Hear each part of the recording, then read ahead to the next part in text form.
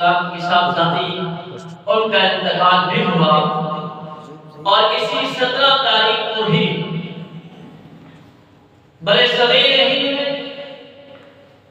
ایک عورت کے لکھے گئے خط کے ذریعے عرب کی سرزمین سے 18 سال کا نوجوان محمد بن قاسم، جس نے راجہ سندھ جو تھا اس کو آ کر شکست دی اور اسلام کا پرچم ملتان تک یہ فتح کرتے ہوئے ملتان کی سرزمین پر اسلام کا پرچم لہرایا، وہ بھی تاریخ رمضان کی 17 ہی تھا۔ یہ بہت سارے واقعات ہیں، کوشش کریں گے کہ مختصر آپ حضرات کے سامنے اس رمضان کے حوالے سے اور ان واقعات کے حوالے سے گفتگو کروں گا۔ سب سے پہلے جنگ بدر جناب پیغمبر علیہ السلام کی زندگی کی پہلی جنگ، اور یاد رکھنا آقا علیہ السلام جیسا تاریخ میں ایسا عظیم لیڈر نہ پیدا ہوا ہے نہ ہوگا قیامت کی صورت۔ میرے نبی کریم صلی اللہ علیہ وسلم کی مدنی 10 سالہ زندگی کے اندر 100 جنگیں ہوئی۔ آج لوگ یہ کہتے ہیں یار جس ملک پر جنگ مسلط ہو جائے اس کی نشیت برباد ہو جاتی ہے، لیکن میرے پیغمبر کی زندگی کے 10 سالہ دور میں 100 جنگیں ہوئی۔ یہ نہیں کہ اگر بتا اوسط کو لگایا جائے تو ایک سال میں 10 جنگیں، اور جس ریاست میں رہنے والے ایک سال کے اندر 10 جنگیں لڑے، کیا خیال رکھتے ہیں جو آج ہماری تحقیق ہے، ہماری جو سوچ ہے اس کے مطابق اس ریاست کے پاس کچھ بھی نہیں رہتا، لیکن جناب پیغمبر علیہ السلام کی ذات اقدس پر قربان جاؤں، میرے پیغمبر علیہ السلام جب اس دنیا فانی سے جانے لگے تو 10 لاکھ مرتبہ میل پر مسلمانوں کا پرچم لہرا تھا۔ 10 لاکھ مرتبہ میل پر پرچم لہرا چکا ہے، اور 10 سال میں 100 جنگیں ہوئی۔ ان 100 میں سے 28 جنگیں وہ ہیں جن میں جناب پیغمبر نے خود شرکت کی، اور 72 جنگیں ایسی ہیں جن 72 جنگوں کے اندر جناب پیغمبر علیہ السلام نے شرکت نہیں فرمائی، بلکہ صحابہ کرام رضوان اللہ علیہم اجمعین نے اس کی کمان سنبھالی۔ اور یاد رکھنا جس جنگ کے اندر جناب پیغمبر علیہ السلام نے شرکت کی ہو اسے غزوہ کہا جاتا ہے، اور جس جنگ کے اندر جناب پیغمبر علیہ السلام نے شرکت نہ کی ہو اس کو سرایا کہا جاتا ہے۔ 72 سرائے اور 28 غزوات میں نبی علیہ السلام کی زندگی میں آئے، اور صحابہ کرام رضوان اللہ علیہم اجمعین ہر ایک میدان میں فتح ہی فتح ہوتی ہے۔ سب سے پہلی جنگ بدر، میرے اور آپ کے نبی جناب پیغمبر علیہ السلام کے صحابہ کو علم ہوا ابو سفیان مکہ کا سردار ہے، تجارت کا قافلہ لے کر مدینے کے راستے سے گزر کر کے مکہ میں جا رہا ہے۔ صحابہ نے کہا یا رسول اللہ صلی اللہ علیہ وسلم یہ وہی ابو سفیان ہے، یہ وہی مشرک ہے مکہ کے؟ یاد رکھنا بعد میں حضرت ابو سفیان نے اسلام لے آیا تھا، بعد میں صحابی رسول بن چکے تھے۔ یہ اس وقت کی بات ہے جب اسلام قبول نہیں کیا تھا، ہجرت کے شروع کی بات، سال کی بات ہے۔ پیغمبر علیہ السلام کے اس وقت ہجرت کو 1 سال گزر چکا تھا، یہ دوسرے سال کے اندر پہلی جنگ ہوئی ہے۔ اگر اس لحاظ سے دیکھا جائے تو یہ 9 سالہ زندگی بنتی ہے، اور 9 سالہ زندگی میں 100 جنگیں بنتی ہے، جس کی تقریباً 11 سے 12 جا کر کے فی سال کے اندر جنگیں جا کر کے بنتی ہیں۔ پہلی جنگ 2 ہجری میں ہوئی، جناب پیغمبر علیہ السلام کے صحابہ نے جب آقا علیہ السلام سے فرمایا آقا ابو سفیان لشکر والے تجارت لے کر کے جا رہا ہے، جب ہمیں وہاں مکہ سے نکالا گیا تو ہم سے ہمارے مال بیوی بچے چھین لیے گئے، ہم سے ہمارا مال چھین لیا گیا، ہم سے ہماری اولادیں چھین لی گئی، زمینیں چھین لی گئی، سب کچھ چھین لیا گیا، ہمارے غلام چھین لیے گئے۔ آج آقا ہمارے پاس موقع ہے کہ ہم بدلہ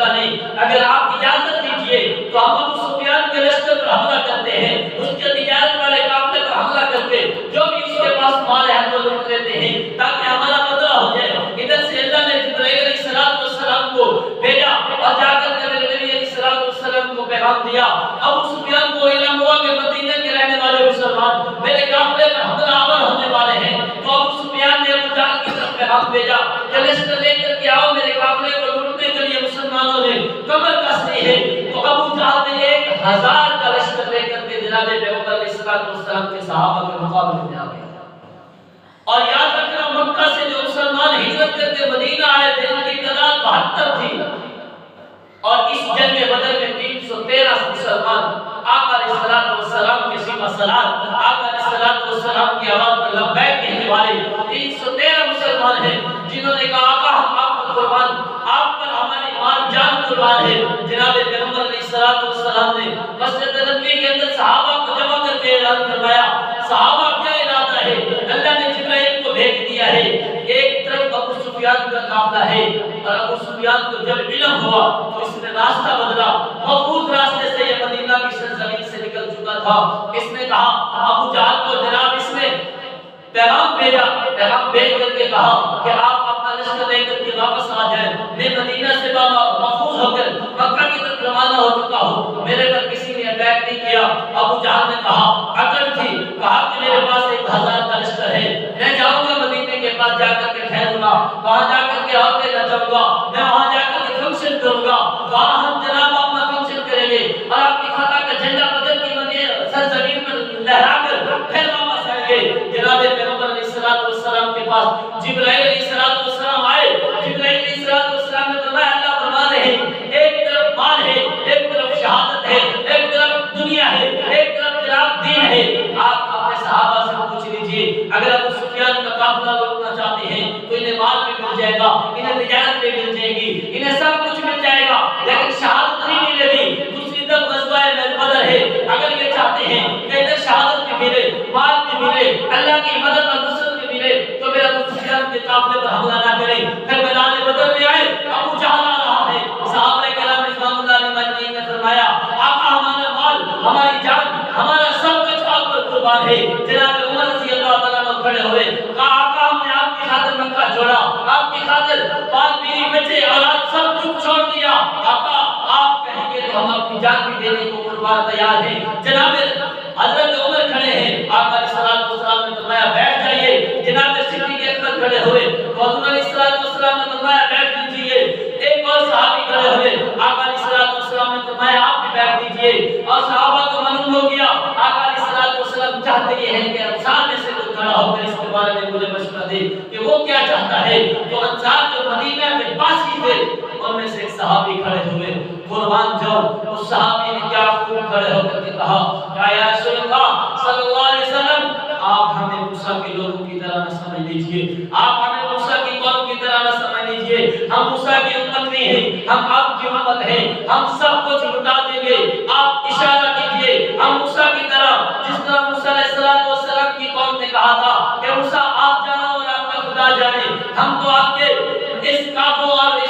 فرعون کے مقابلے میں نہیں لڑیں گے، اب آپ کا خدا جانے اور آپ جانے، ہم آپ کے ساتھ آنے کو تیار نہیں ہیں۔ اللہ کے نبی ہم ان لوگوں میں سے نہیں ہیں، ہم زندگی کے آخری سانس تک میدان بدر میں آپ کے ساتھ لڑیں گے، کبھی ہم آپ کے آگے آئیں گے، کبھی ہم آپ کے پیچھے آئیں گے، کبھی ہم آپ کی دائیں جانب آئیں گے، کبھی بائیں جانب آئیں گے۔ جناب پیغمبر علیہ السلام نے فرمایا میں یہی سننا چاہتا تھا کہ انصار کیا کرتے ہیں۔ میرے نبی علیہ السلام نے صحابہ کو تیار کیا، صحابہ کی تیاری کے لیے اب لوگوں کا امتحان لیا جا رہا ہے، جانچا جا رہا ہے امتحان کے لیے کون تیار ہے کون نہیں، کون اس کے لائق ٹھیک ہے لشکر لڑنے کے لیے کیا کیا چاہیے، کون سے نوجوان اس جنگ کے لیے قابل ہیں یا کون سے چھوٹے بچے ہیں۔ دو صحابی، ایک معاذ اور ایک معوذ، ایک کی عمر 15 سال ہے، بات فرماتے نہیں ایک کی عمر 9 سال، ایک کی 7 سال، بات فرماتے ایک کی 15 سال، ایک کی 13 سال۔ میرے نبی علیہ السلام کی شریعت میں 15 سال کا جو بھی لڑکا ہے وہ بالغ تصور ہوتا ہے۔ جناب پیغمبر علیہ السلام نے فرمایا جس کی عمر 15 سال تھی کہ آپ جنگ میں حصہ لیں، اور جس کی عمر کم تھی 13 سال تھی اسے فرمایا کہ آپ جنگ کے اندر حصہ نہ لیجیے،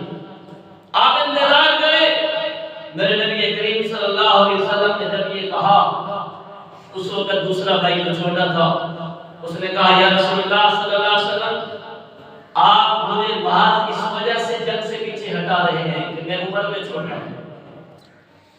تسی اس طرح کرو میری اس بھائی کے نام کشی کرو، اگر میں اس کو زمین پہ گرا لیا میری چھاتی پہ سوار ہو گیا کیا آقا بھی کوئی اجازت دیو۔ آقا علیہ السلام نے فرمایا ٹھیک ہے اگر تیری یہ خواہش ہے بس کشتی کرا دی۔ جناب پیغمبر علیہ الصلوۃ والسلام نے فرمایا دونوں بھائیوں کو آپ کشتی کرو۔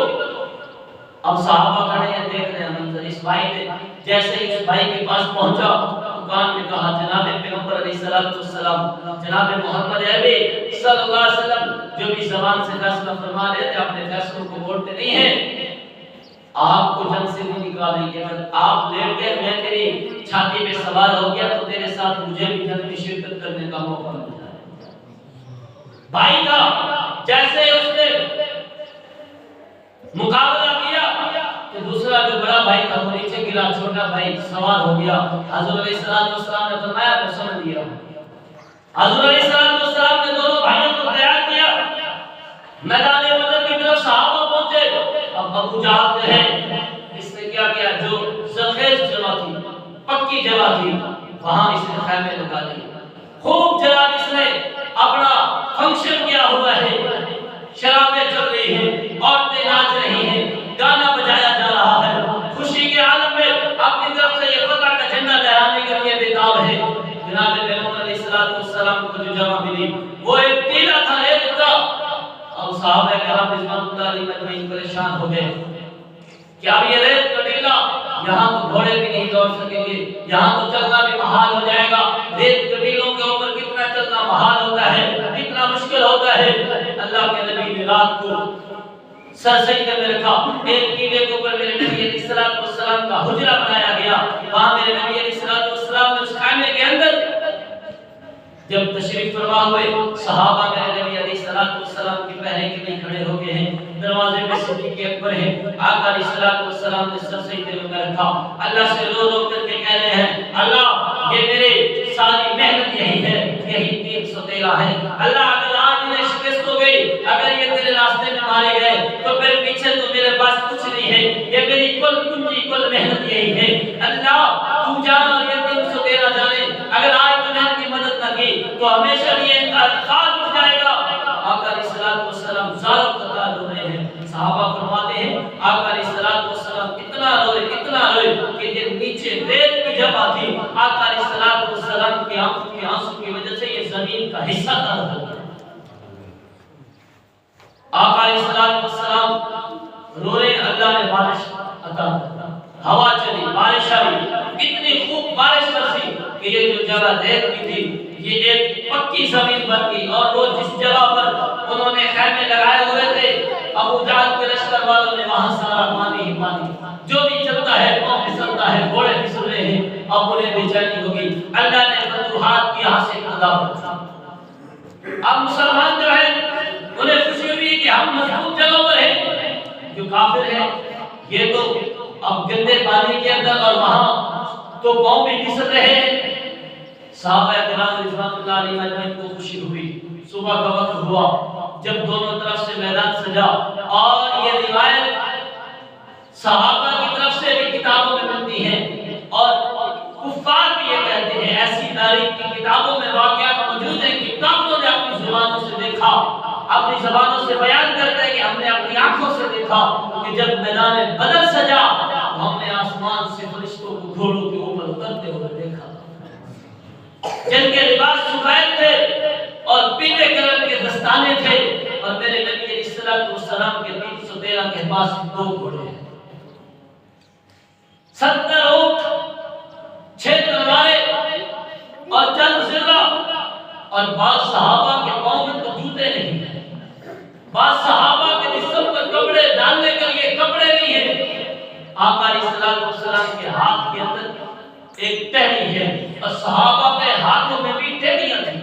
اب 2 تلواریں آپ کو دیکھ رہے سامنے 1000 کا لشکر ہے، جن کے پاس گھوڑے بھی موجود ہیں، اونٹ بھی موجود ہیں، تلواریں بھی موجود ہیں، نیزے بھی موجود ہیں، زرے بھی موجود ہیں، ساز و سامان سارا موجود ہے،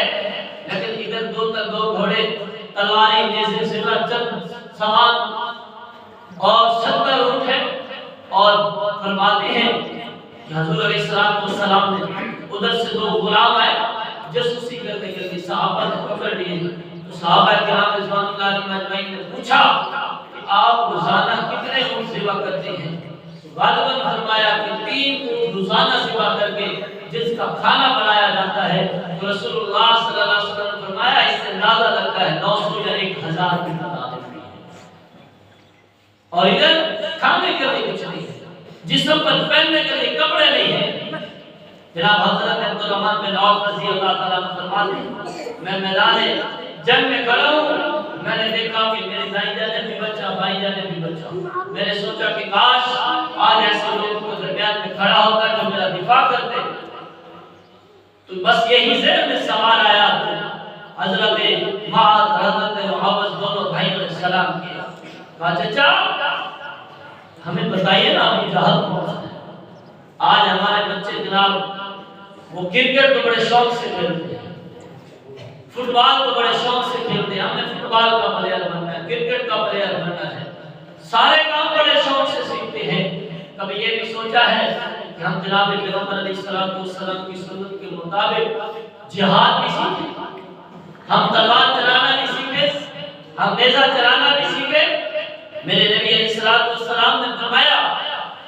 کہ جس دن مسلمانوں نے جہاد کو چھوڑ دیا اس دن مسلمانوں کی شکست کے مقدر لکھنا ہے۔ آج کشمیر میں سوچتا ہوتا ہوں کبھی بیٹھ کر کے کہ اتنی تعداد میں مسلمان، پھر کشمیر مسلمانوں سے چھین لیا گیا، اتنی تعداد میں مسلمان، پھر فلسطین مسلمانوں سے چھین لیا گیا، اتنی تعداد میں مسلمان، پھر بھی مسلمانوں پر ظلم ہوتا ہے۔ کبھی مسلمان تو سوچ تو صحیح تیرے جسم پہ کپڑا بھی نہیں تھا، تیرے پاؤں میں جوتا نہیں تھا، تیرے پاس لڑنے کے لیے تلواریں نہیں تھی، سواری کے لیے گھوڑے نہیں تھے، اس وقت تو فتح ہی فتح تیرے قدموں میں تھی۔ آج ایٹم بم تیرے پاس، آج بندوقیں تیرے پاس، آج لشکر تیرے پاس، آج فوجیں تیرے پاس، آج طاقت تیرے پاس، آج مال تیرے پاس، آج تعداد تیرے پاس، پھر بھی تو کافر سے اتنا نظر رہا ہے، پھر بھی تو کافر سے اتنا ڈر رہا ہے، تو کافر سے ڈر نہیں رہا، تیرا ایمان کمزور ہو چکا ہے، مسلمان تیرا ایمان کمزور ہو چکا ہے، تو نے نبی کے جہاد والی سنت کو چھوڑ دیا ہے۔ الحمدللہ الحمدللہ، شکر کریں آج بھی اگر دنیا کفر کسی سے ڈرتی ہے تو وہ کہتے ہیں کہ یہ مولوی ہے، کیونکہ کچھ تھوڑا بہت اگر مکمل مولویوں نے بھی جہاد پہ عمل کیا ہوتا تو یہ کفر جو ہے تب کا ختم نہیں ہو گیا۔ آج کل مولوی بھی یہ کہتے ہیں اگر میں مکمل جہاد پہ عمل کروں تو ممکن ہے مارا جاؤں، ممکن ہے جناب میرے بیوی بچوں کا کیا ہوگا، قربان جاؤں مجاہدین سے، ان صحابہ سے، صحابی کی طرح گھر سے دل میں خیال آیا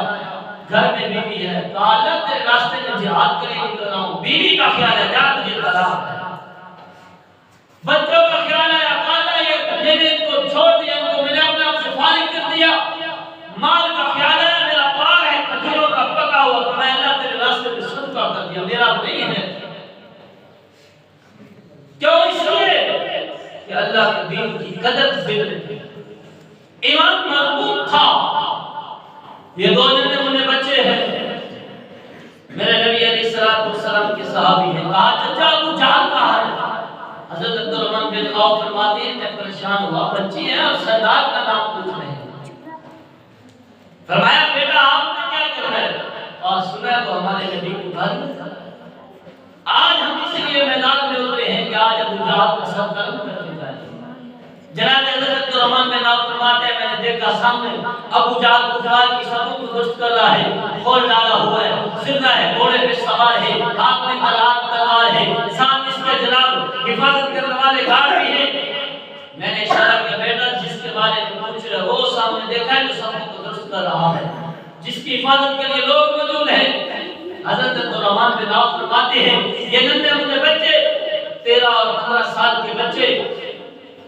ایسے گھوڑے جیسے پرندے ہوا میں اڑتے ہیں، گھوڑے نہیں ہے پاس، تلوار، 2 تلواریں ان کے پاس ہیں، ایک نے گھوڑے کے پاؤں پہ حملہ کیا، دوسرے نے ابو جہل پہ حملہ کیا، ابو جہل کے یہاں لگا، اس کے بعض فرماتے کے ٹانگ پہ لگا، بعض فرماتے کے نہیں ان کے بازو پہ لگا، جب گھوڑے پہ حملہ ہوا تو گھوڑا گرا، ابو جہل بھی گرا، انہوں نے زخمی کر کے چھوڑ دیا۔ جناب حضرت عبداللہ بن مسعود رضی اللہ تعالیٰ عنہ فرماتے ہیں کہ جب میدان بدر ہم نے فتح کیا تو رسول اللہ صلی اللہ علیہ وسلم نے فرمایا جاؤ عبداللہ بن مسعود جاؤ جا کر کے میدان میں دیکھو. کہتے میں جب گیا تو میں نے دیکھا ابو جہل تڑپ رہا تھا. جب میں اس کے قریب پہنچا تو اس نے مجھے کہا عبداللہ بن مسعود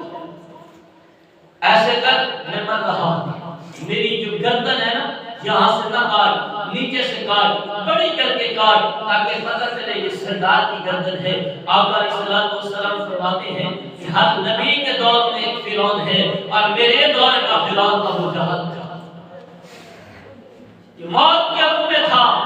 اور فرمایا یہ اتنا بڑا فرعون تھا, موسیٰ کا فرعون تھا. جب یہ سمندر کے اندر غرق ہونے لگا تو اس نے کہا میں ہارون اور موسیٰ کی خدا پر ایمان لاتا ہوں, لیکن یہ میرے دور کا اتنا بڑا فرعون تھا, اس کی جان نکل رہی تھی. تو اس نے پھر بھی کہا تھا کہ اے عبداللہ بن مسعود میری گردن بڑی کر کے کاٹنا تاکہ پتہ چلے یہ سردار مسا ہے. یہ اتنا بڑا سردار, یہ اتنا بڑا فرعون تھا, اس کے اندر اتنا بڑا غرور تھا. حضرت عبداللہ بن مسعود فرماتے ہیں کہ میں نے اس کو بالکل ختم کر دیا. اور حضرت عمر رضی اللہ تعالیٰ عنہ فرماتے ہیں میدان بدر میں آقا علیہ الصلوۃ والسلام جب میدان بدر میں چل رہے تھے تو مجھے کہا عمر کہ ہم فلاں کافر واسطے جہنم ہوگا, یا فلاں کافر مرے گا, اس جگہ پہ فلاں مرے گا, اس جگہ پہ فلاں کو موت آئے گی. اور جب ختم ہوئی تو میں نے دیکھا جہاں جہاں حضور کا نشان کہیں گے وہی کافر. اور اسی جنگ کے اندر میرے نبی علیہ الصلوۃ والسلام نے جب سب سے پہلے بلایا گیا تو آقا علیہ الصلوۃ والسلام نے 3 صحابہ کو حکم دیا کہ تم ان کے میدان کے مقابلے میں میدان میں آؤ. ان میں ایک حضرت علی رضی اللہ تعالیٰ عنہ تھے, ایک حضرت حمزہ امیر حمزہ رضی اللہ تعالیٰ عنہ ہیں, ایک حضرت عبد الرحمن ہے, عبیدہ بن جراح رضی اللہ تعالیٰ عنہ. یہ 3 صحابہ. اور اسی جنگ کے اندر عبیدہ شہید ہوئے, حضرت امیر حمزہ دوسری جنگ میں شہید ہوئے, حضرت علی رضی اللہ تعالیٰ عنہ اسی رمضان کی 17 تاریخ کو بعد ایک روایت کے مطابق ان پہ قاتلانہ حملہ ہوا اور اس رمضان کو حضرت علی بھی شہید ہوئے. یہ پہلے مجاہد تھے جنہوں نے کفار کے مقابلے میں میدان بدر میں آئے. اور اس میدان بدر میں آقا علیہ الصلوۃ والسلام نے جو پرچم لہرایا تھا وہ جناب امی عائشہ صدیقہ رضی اللہ تعالی عنہا کا دوپٹہ تھا. آقا علیہ الصلوۃ والسلام گھر سے نکلے, امی عائشہ صدیقہ رضی اللہ تعالی کا دوپٹہ لیا, اس کو پرچم بنایا اور بنا کر کے جناب حضرت علی رضی اللہ تعالی عنہ کو تھما دیا اور کہا علی یہ مومنوں کی ماں عائشہ کا دوپٹہ ہے. اور جناب علی نے پھر گرنے نہیں دیا. اور اس کا رنگ جو تھا بلیک رنگ تھا, اس کے اندر سفید لہریں تھی. یہ حضرت امی عائشہ کا دوپٹہ تھا جو پہلی جنگ کے اندر مسلمانوں کا جھنڈا بنا. اور جناب علی نے جناب امی عائشہ صدیقہ کے دوپٹے کو گرنے نہیں دیا. اور اسی رمضان کے ہی 17 تاریخ کو جناب حضرت امی عائشہ صدیقہ رضی اللہ تعالی عنہا کی وفات ہوئی. اور پچھلے دنوں میرے پاس ایک دوست نے مجھے ویڈیو بھیجی ہے ایک مولوی صاحب کی. اس مولوی صاحب نے کہا کہ حضرت علی, حضرت امیر معاویہ اور حضرت امی عائشہ صدیقہ رضی اللہ تعالی عنہا ان کے درمیان جو جنگ ہوئی اس جنگ میں صرف علی حق پر تھی, عائشہ بھی معذاللہ غلطی پر تھی, حضرت امیر معاویہ بھی معذاللہ غلطی پر تھے. اور اس نے یہ کہا کہ جو بندہ یہ کہے کہ صحابہ اس جنگ کے اندر عائشہ بھی حق پر تھی, علی بھی حق پر تھا, معاویہ بھی حق پر تھے, اور اس نے یہ کہا کہ یہ ناسبیوں کا عقیدہ ہے. اور میں اس مولوی صاحب کو یہ کہنا چاہتا ہوں, مولوی صاحب اگر تم یہ کہتے ہو کہ اگر عائشہ غلطی پر تھی اللہ یعوذ باللہ, حضرت امیر معاویہ غلطی پر تھی اللہ یعوذ باللہ, آپ کی نجس سوچ کے مطابق حضرت علی صرف حق پر تھے, باقی صحابہ غلطی پر تھے. اور آپ نے یہ بھی کہا کہ ایک جنگ کے اندر ایک ہی حق پر ہوتا ہے, دوسرا غلطی پر ہوتا ہے. تو پھر میں اس پر گفتگو تو کر چکا ہوں, لیکن یہ اس کو بطور حوالہ بتانا چاہتا ہوں سورۃ طٰہٰ کے اندر موسیٰ اور ہارون کے درمیان جو اختلاف ہوا اس میں حق پر کون تھا؟ قرآن نے تو دونوں کو حق پایا ہے، کہا موسیٰ بھی حق پر تھے، ہارون بھی حق پر تھے، نہ موسیٰ نہ حق تھا، نہ موسیٰ غلطی پہ تھا، نہ ہارون غلطی پہ تھا۔ جب یہ دونوں نبی ہیں، دونوں بھائی ہیں، دونوں حق پر ہیں، دونوں غلطی پر نہیں ہے، تو پھر صحابہ جن کے بارے میں قرآن اترا، کون امی عائشہ جن کے اوپر ایک منافق نے تہمت لگائی تو اللہ نے قرآن کی 18 آیات نازل کر دی، کون ایسا جس کے بارے میں جناب عثمان نے کہا تھا آقا میں کون ہوتا ہوں، میں نے اپنی آنکھوں سے دیکھا آپ مسجد نبوی میں داخل ہونے لگے، آپ کے جوتے پر تھوڑی سی غلاظت لگی ہوئی تھی، گندگی لگی ہوئی تھی، اللہ نے آپ کو حکم دیا محبوب اپنے جوتے کو اتار دیجئے، آپ کے جوتے ناپاک ہو چکے ہیں، جو آپ کے جوتوں کے اوپر نجاست برداشت نہیں کر سکتا، اور اب آپ کے بستر کے اوپر ایسا اللہ یا اگر ناپاک ہے تو پھر وہ رب ناپاک بیوی کیسے برداشت کر سکتا ہے جس کے بارے میں جناب علی نے کہا تھا آقا اگر عائشہ ناپاک ہوتی تو اللہ کبھی عائشہ کے ساتھ تیرا نکاح نہ فرماتا، تو اس عائشہ کو کہتا ہے کہ غلطی پر تھا۔ اصل میں مسئلہ یہ ہے، اس مولوی کا نام حنیف قریشی ہے اور میں واضح کہہ رہا ہوں اگر وہ مولوی کا اگر کوئی حامی ہو تو اس مولوی کو بلاؤ جو بھی میرے نبی کے صحابہ کے بارے میں یہ کہے کہ نبی کی بیوی غلطی پر تھی، نبی کے صحابہ غلطی پر تھے، میں اس مولوی کو چیلنج کرتا ہوں کہ مولوی صاحب آجا میدان لگا لے اسی چوک میں یا پاکستان کے کسی بھی چوک کے اندر آگ جلا، تو یہ لکھ کر اپنے ہاتھ میں پرچی لکھ لے کہ عائشہ اور معاویہ غلطی پر تھے، علی حق پر تھے، میں مولوی خالد اس ایک کاغذ کے ٹکڑے پر لکھوں گا علی بھی حق پر تھا، امی عائشہ بھی حق پر تھی، امیر معاویہ بھی حق پر تھا، اگر اس مولوی نے اپنی ماں کا دودھ پیا ہے تو میرے چیلنج کو قبول کرے، اس آگ کے اندر وہ بھی چھلانگ لگائے، میں بھی چھلانگ لگاتا ہوں، جو جل گیا وہ دین کا، جو بچ گیا وہ حق پر تھا۔ میرے نبی کی بیوی اتنی ناوارث ہے کہ لوگوں کے ایمان کے ساتھ کھلواڑ کیا جائے اور نبی کی بیویوں کو جھوٹا کہا جائے، جن کے بارے میں قرآن کی ایک ایسی 18 آیات اتر آئے۔ اگر کوئی میرے خاندان کو کہے، مجھے یاد آ گیا مولانا حق نواز شبلی شہید رحمۃ اللہ تعالیٰ نے کہا کرتے تھے لوگوں تمہیں اتنا ہی زیادہ بغض ہے صحابہ سے تو حق نواز اپنی ماں کا نام بتاتا اسے قتل کرو، حق نواز کبھی نہیں کہے گا، تو حق نواز کو گالی دو، حق نواز تمہیں کچھ نہیں کہے گا، لیکن تم نبی کی بیویوں کو برا بھلا کہو تو یہ حق نواز سے برداشت نہیں ہوگا۔ اور اگر کوئی یہ سمجھتا ہے کہ حق نواز چلا گیا اور حق نواز کے پیچھے چاہنے والے چلے گئے اور ہم جناب صحابہ کو اور نبی کی بیویوں کو پھر برا بھلا کہنا شروع کر دے تو ہمیں اپنی جان سے زیادہ عزیز نبی کی ازواج ہے۔ ایک ماں نہیں میری لاکھوں ماں ہو، ایک جان نہیں لاکھوں میری جان ہو، اپنی عائشہ کے جوتوں پہ قربان۔ یہ بتانا اس لیے مقصود تھا کہ ایسے مولوی جن کی تربیت رافضیت کرتی ہے، ایک وہ مرزا ہے اور ایک یہ جو قریشی جس کا بھی میں نے نام لیا ہے، یہ دو واحد مولوی ہیں جن کی تربیت رافضیت کرتی ہے۔ مسلمانوں سنیو، کم از کم اپنی ماں کا دفاع تو کر لو نا، نبی کی بیوی سے تمہیں محبت نہیں ہے،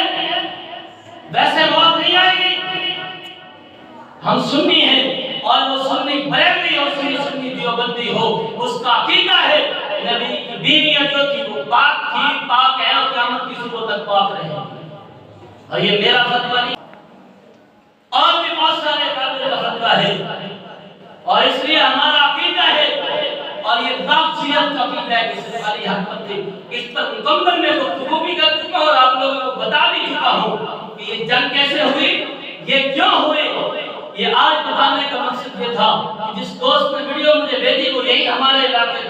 کا تھا، اس لیے میں نے حضرت موسیٰ اور ہارون کا واقعہ بھی ذکر کیا، اور اگر کسی کو یقین نہیں آتا اٹھاؤ قرآن سورۃ نور کے اندر 18 آیات حضرت عائشہ صدیقہ کے حق میں نہیں نازل ہوئی؟ کیا اللہ یا اللہ یہ نہیں جانتا تھا کہ عائشہ سے غلطی ہوگی اور عائشہ غلطی پر ہوگی، علی حق پر ہوگا؟ اگر اللہ کو یہ معلوم نہیں تھا تو پھر تو تم اللہ کے وحدہ لا شریک اللہ کے علم پر بھی انگلی اٹھا رہے۔ اللہ کو یہ معلوم تھا، اس لیے اللہ نے قرآن کے 18 آیات بیان کر کے جناب امی عائشہ صدیقہ کی پاک دامنی کا اعلان کر کے قیامت کی صبح تک آنے والے مسلمانوں کے لیے یہ پیغام دے دیا کہ نبی کی بیوی عائشہ اس پر آج جناب پیغمبر کی موجودگی میں انگلیاں اٹھائی گئی ہیں، علم پر کیچڑ پھینکنے کی کوشش کی گئی ہے، اور قیامت تک یہ مضمون کوشش لوگ کریں گے، اور ہم انشاءاللہ بابا کے دوہر کے لیے ہم دفاع کریں گے۔ ایک جان نہیں 1000 جان اللہ عطا کرے گا۔ امی عائشہ صدیقہ رضوان اللہ علیہم اجمعین، صحابہ رضوان اللہ علیہم اجمعین کے پاؤں کے ان کے جوتوں پر قربان کر دیں، کیوں نہ کریں؟ قرآن ان کے بارے میں کہتا ہے فَالْعَادِيَاتِ ضَبْحًا فَالْمُورِيَاتِ قَدْحًا فَالْمُغِيرَاتِ صُبْحًا۔ قرآن نے ان کے گھوڑوں کے پاؤں کے اندر سے اٹھنے والی مٹی کی قسمیں اٹھایا ہے، پھر وہ مٹی جو گھوڑوں کے سنگوں سے اٹھے اور گھوڑوں کے ناک کے اندر جائے، قرآن اس کی قسمیں اٹھا رہا ہے، اور ہم صحابہ کو اللہ یاد بھی اس انداز میں لے رہے۔ تو اس لیے میرے دوستو، اگر کوئی بھی ایسی کسی بھی مولوی کی ویڈیو آئے اس کو بھرپور انداز میں جواب دو۔ اگر آپ کو میری ضرورت ہو